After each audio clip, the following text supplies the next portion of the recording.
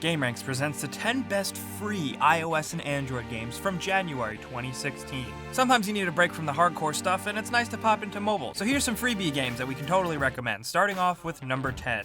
Mountain Biker is one of those downhill jam type of games. I don't really have a way to describe the genre, but it's similar to Ski Safari or Tiny Wings, where you just glide down a mountain and you control your velocity on how you hit hills, but this time it's on a bike and you can do flips. And yeah, I know that's probably a very simple premise, but it's good. This Mountain Biker game does have a lot crammed in it, considering it has like 14 riders, a bunch of different actual real world bikes, 18 tricks to do, 3 different type of map locations, and the coolest part, the ability to create your own trail. It's actually pretty fun.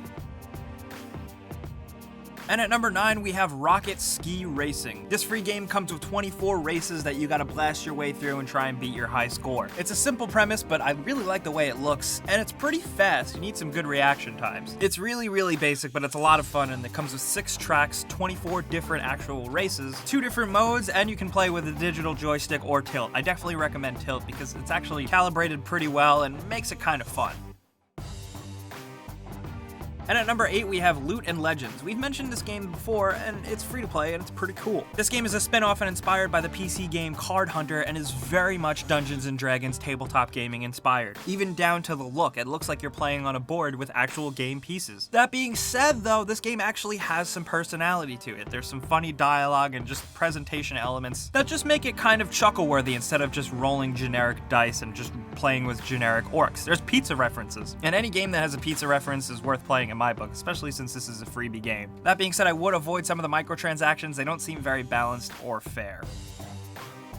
And at number 7, we have Defenders 2, Tower Defense CCG. This is a good-ass tower defense strategy game. It looks visually great, and gameplay-wise, there's a lot going on because it's like a tower defense game, but there's also this rune card collecting minigame built in. There's a lot of tower defense game here with 20 different enemy types and 30 bosses. Each level has multiple difficulty modes as well as different variations, like you can add weather effects. It gets pretty damn challenging very quickly, but for some of you hardcore tower defense type of people, this might be right up your alley, especially for some quick pick up and play bits. You can also play with other people online.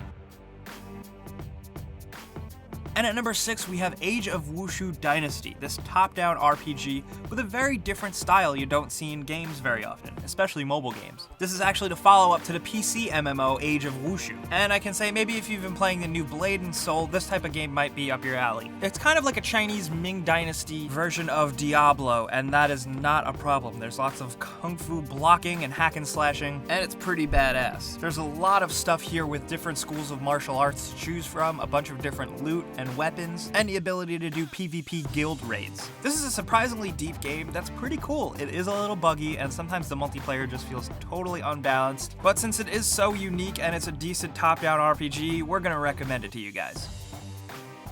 And at number 5, we have Jetpack Fighter. This is a game where you blast across a map as a cool little character with a jetpack and basically slash and shoot and swipe your way across a level. It's really fun, really great for quick pick up and play moments, and the art style and design actually kind of reminds me a lot of Mighty Number 9, which still hasn't released, by the way, if you're counting, so maybe this will be like a good little palate cleanser. One thing I do like about this is that the game emphasizes speed, and there are leaderboards built in, especially on iOS if you're on Game Center. You can compete with your friends for how quick you can blast through a level, and that's pretty cool. And at number 4, we have Pathos, NetHack Codex. This is a really old school style roguelike adventure game. This is basically a revamped mobile version of the classic PC game NetHack, using the same rules and style of gameplay. There's 13 different classes here, and you delve into tile-based dungeons in a very old school format. This game is not for everyone, but maybe if you like some real hardcore roguelike RPG-ish action, or maybe you're just really old and you remember playing this style of game on your crappy old PC, Pathos NetHack Codex might be for you. The coolest thing about this, though, is that it's a free game, so you can download it and try it out, and if it's totally not your thing, you can delete it. Problem solved.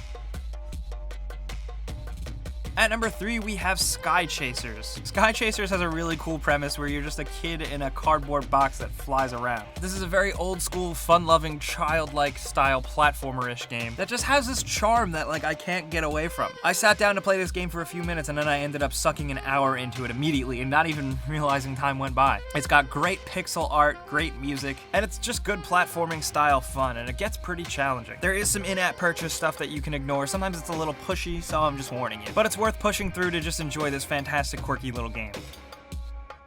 And at number 2, we have Lone Wolf. This is a weird game. It probably looks very weird gameplay-wise to you guys, but the concept here is pretty cool. It's a story-based noir-style game with a full 5-hour story mode where you play through and you're an assassin guy and you actually have to make decisions on who you kill. The game's concept is making you aim your gun and look through your sights or your scope and really think about who you're shooting and if you should pull the trigger. It's cool. There's a lot of story here. There's like 30 missions and there's a lot of hand-drawn cutscenes with a fairly interesting little story. And plus the visuals are very weird. The characters look kind of odd, but the guns and the hands look really cool. It's just a very unique type of first-person style game. We've seen a lot of crappy ones on mobile before, but this one's pretty interesting. I can definitely highly recommend this one because I've been playing it for a few weeks and it's cool. And at number 1, we have Pocket Mortys. What the hell exactly is this game? This is an Adult Swim Rick and Morty spin-off game that is kind of like a spoof on Pokemon. And it's actually really damn good, even if you've never watched Rick and Morty. However, I do recommend you should watch the show because it is pretty freaking hilarious and a total shit show. But you basically go around and collect and train Mortys from different multiverses and use them to battle other Ricks and stuff. There's item crafting, there's collecting, and there's all this cool music and animation and your favorite characters from the show. So a lot of the charm here is if you watch Rick and Morty, but that being said, it is an addicting little game, and it's just good, clean fun. It's not that deep, it's not like a super complex game, but the battle system is very addictive, and Adult Swim keeps adding new Mortys to collect all the time, and that's totally appreciated. So guys, those are the 10 best free iOS and Android games from January 2016. We want to know what you guys are playing on your phones. Let us know in the comments below. If you did have a good time with this video and maybe discovered a new game, clicking the like button is the best way you can help us out and say thanks. And if this is your first time here, you should subscribe because we put out videos like this every single day. But as always, thanks for watching, and we'll see you guys next time.